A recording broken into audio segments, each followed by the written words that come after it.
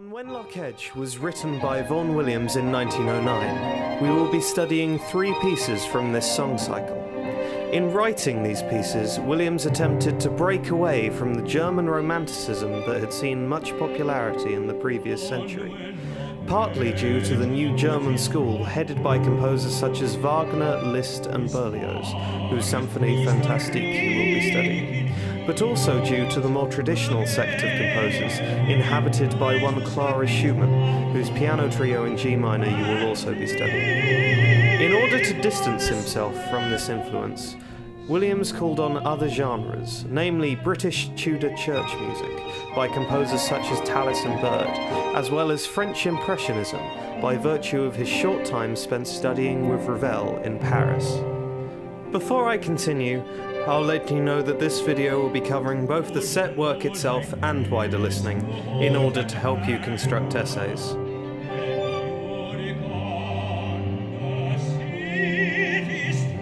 So let's get started.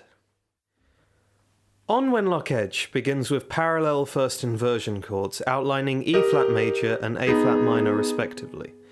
The third in the A-flat minor chord, which is C-flat, immediately tells us that we are not in E-flat major. In fact, the violin 2 part dictates a whole tone scale in the first bar.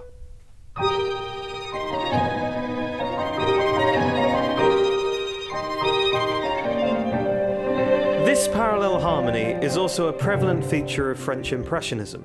The piece La Cathedral Engloutie, written by Debussy in 1910, comprises almost entirely of diatonic parallel harmony from bar 28 to 41. The section starts in C major, but then B flat is introduced, which could be considered as a modulation or a shift to the Mixolydian mode due to the bottom C being sustained throughout the entire section, reinforcing it as the tonal centre.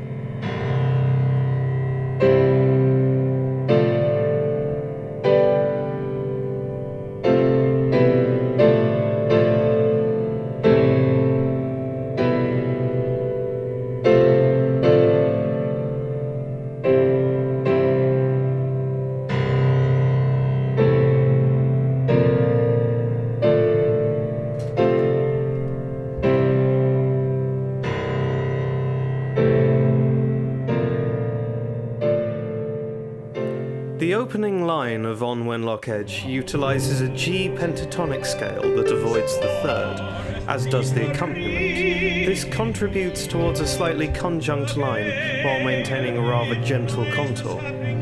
Following a climax thanks to a top G, the melody descends chromatically to E flat, which is countered by a chromatic ascension in the piano left hand from A flat to B natural.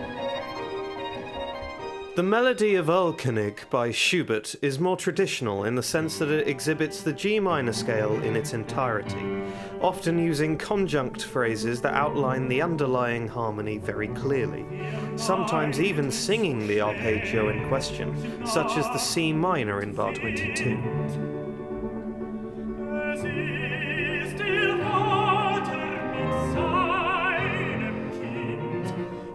The relationship between melody and accompaniment can be seen in On Wenlock Edge when the left hand of the piano doubles the melody in the verse, and when the first violin doubles the previously discussed chromatic dissension. However, the lack of explicit triadic harmony makes On Wenlock Edge far more ambiguous.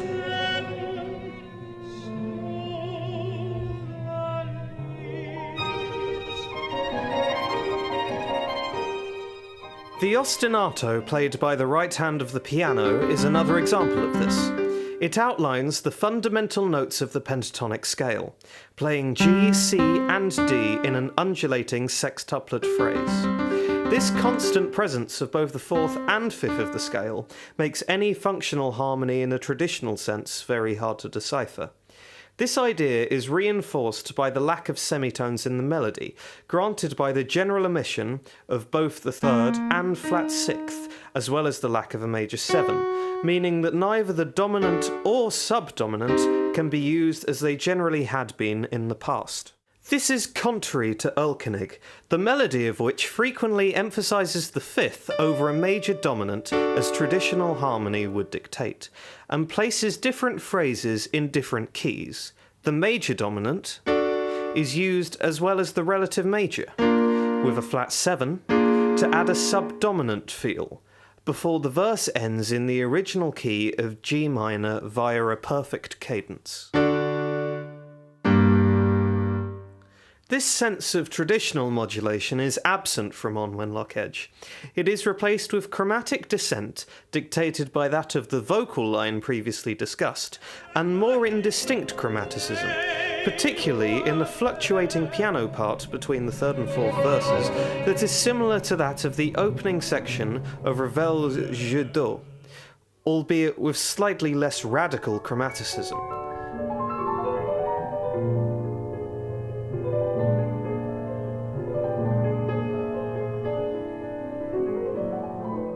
Another example of chromaticism in On Wenlock Edge comes in the third bar, where there is a false relation between the D flat in the cello and the D natural played by the violin during the following quaver.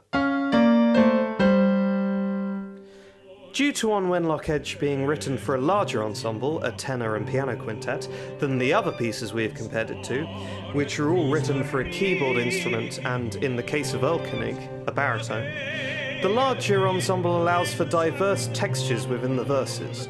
As the upper strings play trills, the piano right hand plays the sextuplet ostinato, while the cello and piano left hand either double the vocal or play the bass line in unison. Trills and tremolo playing are almost constant throughout the piece, whether that be in the strings or the piano, while different lines appear, such as the aforementioned impressionist piano parts, or the F major scale played by the first violin in bar 27. However, there is a reduced texture from bar 50 when the strings drop out completely.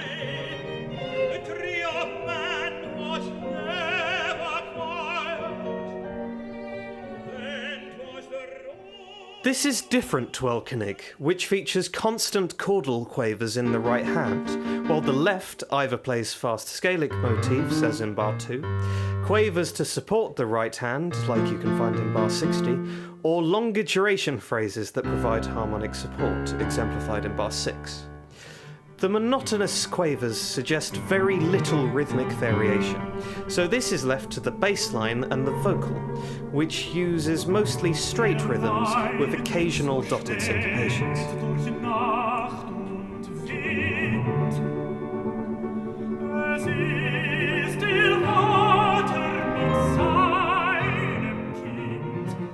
In On Wenlock Edge, the triplets heard in the intro, the sextuplet piano ostinato, trills, and frequent tied syncopations in both the bass line and vocal contribute to much rhythmic variation.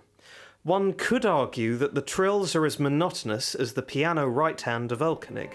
However, I believe this is not the case, as the individual notes of the trills are so indistinct that it creates a haze under which different rhythmic and melodic phrases can drift in and out of obscurity, as opposed to the metronomic effect of the quavers in Erlkonig.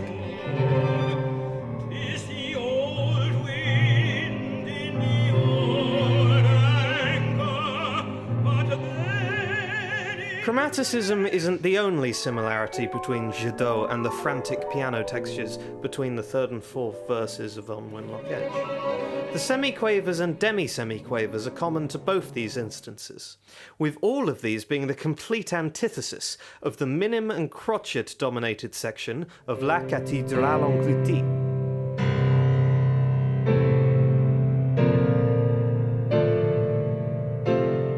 On Wenlock Edge has a fairly strophic structure, containing 5 verses. The first and second are similar, as are the third and fourth, while the fifth and final verse contains elements from both the first and third verses. The vocal line is mainly syllabic throughout the piece, and there is occasional word painting, such as the clash between A flat and G occurring when the word gale is sung in the first verse, and the rising chromatic string phrase in conjunction with the words heaving hill.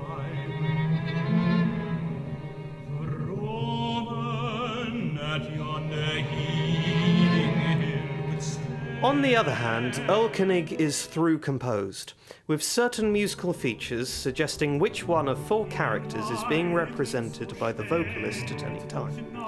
The narrator of the story sings in the mid-register and starts in the minor mode. The father sings in the lower register in either the major or minor mode. His son sings in the higher register and minor mode, while the line of the Erlkonig itself is major and lacks the aforementioned rhythmic ostinato, which could be interpreted as signifying the hooves of the horse being ridden by the father and the son.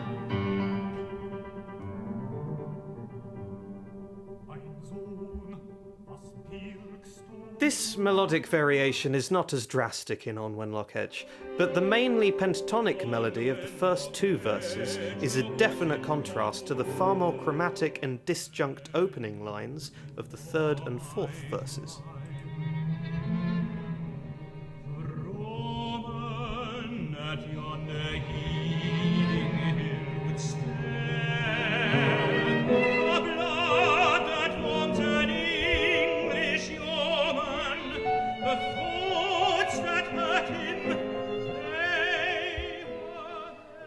Finally, various string techniques are utilised in On Wenlock Edge, such as the tremolo of the upper strings and pizzicato cello at the beginning of the piece.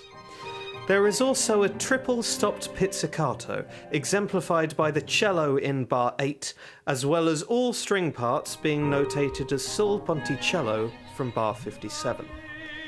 Similar techniques can be found in Schoenberg's first string quartet, completed in 1905.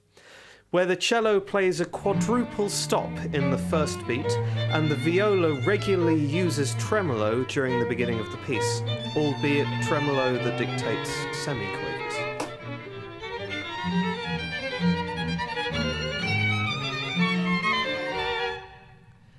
Thank you very much for watching, and I hope you found it to be useful. There will be more videos on the way covering the other set works.